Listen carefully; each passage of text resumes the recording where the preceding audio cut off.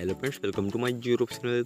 और कई आज हम बात करेंगे Realme X7 5G के बारे में। और कई आज का हमारा topic contact setting, contact import and export, tips and tricks. तो किस प्रकार से अपने डिवाइस में यह सेटिंग को यूज़ कर पाएंगे, तो वीडियो को आखिरी तक देखिए एंड समझिए।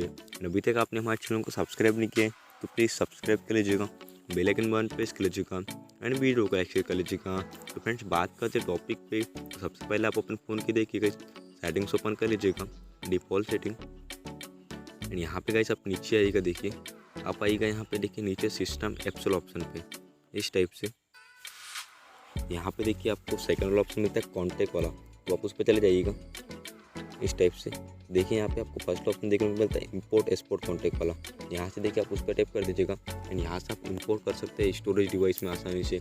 इंपोर्ट फ्रॉम अदर फोन, तो अगर आपको दूसरे फ़ोन में इंपोर्ट करना है यहाँ से आप आसानी से कर पाते हैं। एंड आपको यहाँ पे एक्सपोर्ट वाला भी ऑप्शन मिलता है, तो आप एक्सपोर्ट भी कर सकते हैं स्टोरेज डिवाइस में।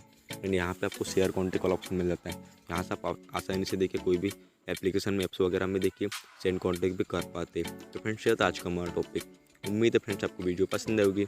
आज के लिए बस इतना ही। Thank you.